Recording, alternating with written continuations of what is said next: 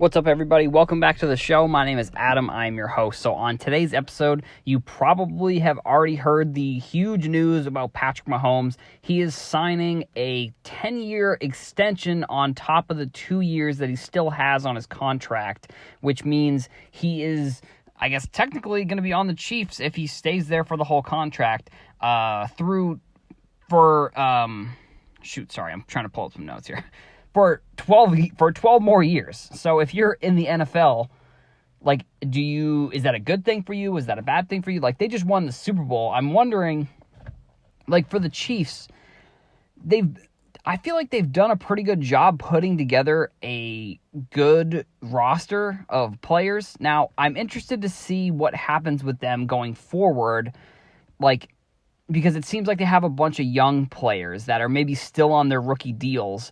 So if they're able to bring in maybe a few veterans, maybe they make some trades or something, I don't know, or maybe they don't even need to. And it seems like their story last year was it's actually the perfect story that you want to hear when it comes to a team who loses at the last second and then comes back the next year, is losing the whole, the Chiefs, honestly, last year you could not have written a better story for them.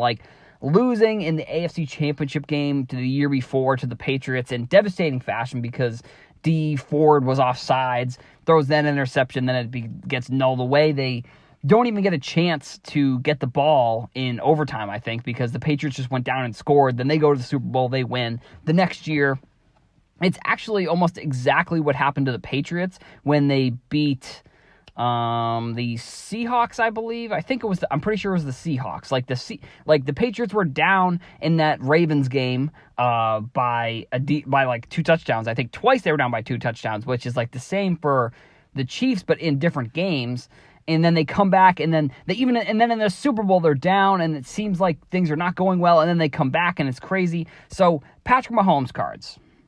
Is Patrick Mahomes, because with him, it's interesting because his Prism rookie, they only, in that year, for whatever reason, I'm not sure why they did this, they didn't have any regular Prism rookies. They only had silver-based rookies, which I don't know if that means that there was more silvers of rookies than there were regular silvers, or if, this means it was dropping at this rate that silvers usually drop at, which I don't exactly know what the percentage would be, but you kind of get my drift here. So at $3K, that's where Patrick Mahomes cards have been, and honestly, even since the announcement, I haven't really seen them gone up too significantly. So around $3K, are you picking up a Patrick Mahomes card? Do you think that he, because if you compare him to the next, if you're comparing him to a Brady, Bowman Chrome PSA 10s, 2000 Bowman Chrome PSA 10 Brady's are around $6K. So if you are picking up a Mahomes card, that's what you're basically probably shooting for. And I do wonder if, with Mahomes, where he's going to go, where his career is going to go. Because he's won the MVP, he's won a Super Bowl. If he goes on and wins 4 or 5 Super Bowls in his career, I definitely would imagine his cards being as expensive as Brady's. But that's what I think that's almost what he's got to do. If he goes on and doesn't win any more Super Bowls, I would say his cards probably sit at around $3K in the future. And I know that there's differences in how many there are, but I don't even think at this point the number of cards there are isn't really if there's more of them, it doesn't matter, but if there's less of them, I think that is obviously better for the card. But the more there is, I don't think that matters as much for the rarity factor of how many people want him. I mean, Patrick Mahomes is, right now, he's the face of the league. And as a Patriots fan, last year when Brady was on the team, I didn't like that at all. We never really even I think we played them in the regular season. We never got a chance to play them in the postseason. The year before, we won, obviously. And now that Brady is kind of at the end of his career, I think he has a chance to, because even, and I know I'm sort of going off here, but, if you look at the top quarterbacks right now, I mean, in the league, Mahomes is probably the top quarterback, I would say. I mean, you would say like Rodgers, Breeze, Russell Wilson are in that upper echelon of quarterbacks. I'd say I wouldn't include Brady in there just because overall he's obviously the best quarterback of all time, but I think at 42, he's just not in that conversation. And I don't know. I mean, this year, he could show everybody that maybe I'm going to be incorrect. And this is sort of, I feel like this is the narrative with Brady, too, is like he's always considered the best of all time, but it's weird because there's like a weird narrative that like he's not the best in the league, which is so strange. And honestly, he put up those with Moss that one year. He broke the record for most touchdowns. He's won a bunch of MVPs. He's won obviously all those Super Bowls, but it feels like every year, like it feels like he's never like the top quarterback going into the year, even though he's like the best quarterback of all time. So that is kind of a strange narrative, and I may be incorrect. And the thing is, like with Boston media, that may just be the narrative with Boston. Like the people who are popular in Boston are Felger and Maz, and they like Felger is a Packers fan, and Maz is from Massachusetts, but like he's obviously he's the co-host. He's not like Felger is like the top dog there on that show, and then Murray is the third guy, Jim Murray. He's the third guy, and they just like love to hate on the team. So like the narrative of Brady not being the best quarterback maybe is based off of listening to Boston media say that he's not the best quarterback.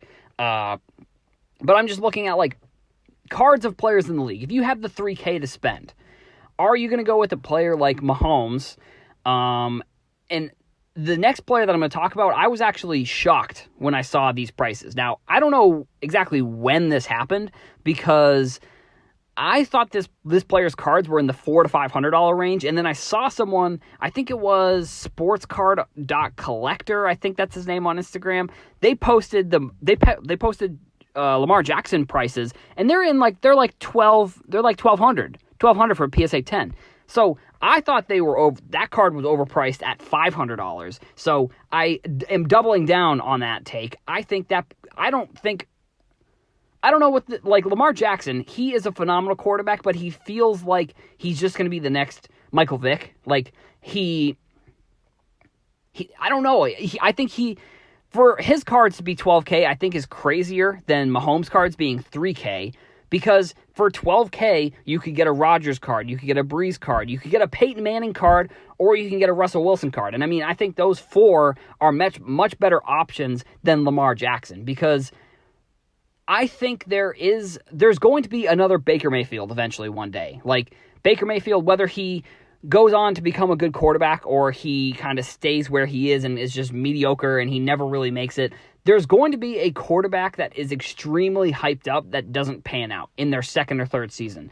Because Baker Mayfield, if you bought his cards at the beginning of last season, I talked about this over the weekend, if you bought his cards at the beginning of last season and then you sold them at the end of this season, you lost like half of your money. Like they went from like $300 to or $200 to like $50, $60, $70 for these cards, which I was saying back in February, those cards would be an interesting gamble if you were looking to buy a card that had the potential to jump up because of the previous sales of the card, is why I think that card has a higher ceiling than maybe like, I don't know, like a Josh Allen or like a Sam Darnold. I think Baker Mayfield has maybe a higher ceiling price-wise, maybe not player-wise, because, you know, I think, like I said, I think the jury's still out on those cards. But, like, you could, if you were spending $1,200 on a PSA 10, and like, the Rodgers card is his top Chrome card, you could get the same Rodgers card for $1,200, or you can get a Lamar Jackson card. So, to me, I don't know. It's tough, because Aaron Rodgers is 36 or 37, I think. So he probably has like 4 or 5 more years. Now, I don't know if they just drafted Jordan Love from Utah, which was definitely a weird, it almost seems like a symbolic, like, hey, Rodgers, we're going to do exactly what we did to we're going to try and replace you before you're ready to retire, basically. Because that's what happened with Brett Favre. They drafted Aaron Rodgers, and then 3-4 years into Rodgers' career started, and Brett Favre played for another few years. So I think that's exactly what they're doing with Aaron Rodgers. So I would say Aaron Rodgers could potentially go somewhere else and be a good quarterback. I think it's weird because I think Packer fans really love the team that they put together, but it feels like it's not even that good, if that makes sense. Like, I feel like they had a much better team when they had, like, Randall Cobb, or I think they still have Randall Cobb, when they had, like, Jordy Nelson. And, like, I mean, you know, I think Eddie Lacy kind of not panning out. It was pretty big for that franchise. I think they put a lot of eggs into the Eddie Lacy basket, no pun intended, because he kind of gained a little bit of weight, and that's sort of what happened there. But so, like, Rodgers, I think he could go somewhere and still be a good quarterback. So Breeze is an interesting case because he had kind of had that controversy where he was talking about the flag, which, like, I don't know, it's just so stupid. Like, I don't even know what he was thinking, like, why he would say something like that, because, like, I'm gonna get one point out about the kneeling for the flag, or kneeling for the national anthem, sorry, because it's not about the flag. People who are saying that they're disrespecting the flag and disrespecting the troops they're just arguing to argue, like, at this point, like, because it's just, I don't know how many times someone can kneel during the national anthem and be like, I'm not disrespecting the flag or disrespecting the troops, I'm trying to bring awareness to injustice in the minority and black community. Like, I don't know how many times someone can say that and people just be like, no, you're disrespecting the flag. It's like, that's so stupid. So, you know, Drew Brees, like, what an idiot. Like, I don't know how you say that. Like, granted, I don't know. I want to give Brees the benefit of the doubt, but I've seen across the board, a lot of people really are being like, wow, dude, you lost tons of respect, and I don't know. So, long term, like, that's maybe a tricky case where, like, long term, people may honestly look at Breeze and say, well, he said that thing about the flag, and, like, even if he was one of the best quarterbacks of all time, like, I don't know, there may be that narrative, unfortunately, for him. So I think that's a more riskier. His cards at, like, they're about 800 for the Topps regular Topps PSA 10 from 2001. I would say that's a little bit riskier, but, you know, we'll see 3-4 years down the road if that narrative of him, what he said about that, about kneeling for the flag is still there, that's going to be an issue. But I don't know. I think he's still a good quarterback, but it's obviously unfortunate what he said. So there's another player that I think is a top echelon quarterback, and I think either this year or next year, and I think it's a narrative I believe that is correct right now. Russell Wilson is one of the best quarterbacks in the league, and it's strange that he's not talked about as more of that. Like, and maybe he is, and maybe I'm missing it, but, like, he's just a beast. Like, he's so good, and he has a championship. He's been to multiple championships. I think he's been to 3 championships or 2. So he's been to 2, and he won the one against the Broncos, I think. Or yeah, he did. So, like, that's big for him. And, I mean, I guess you could put, like, a Roethlisberger in this category, but I didn't look up his cards. But I think Wilson probably has the most upside of a quarterback on and off the field, I would say. And at $500, I'd say his Topps Chrome, I think, PSA 10s, at $500 I would be buying 2 or 3 of those before I would be buying a Lamar Jackson card. Because Lamar Jackson, yes, he won MVP last year, but, like, I have to see another year of him. And for me, maybe this is where I'm not as risk adverse is maybe the term I'm looking for. But, like, for me, I would want to buy something that's more of a sure thing. So, like, I would rather buy Russell Wilson or Aaron Rodgers, or the last player I'm going to talk about is Peyton Manning, who's going to be in the Hall of Fame, who is hands down a top 10 quarterback, top 5 quarterback of all time. Actually, I'd say hands down probably top 10. You could argue top 5.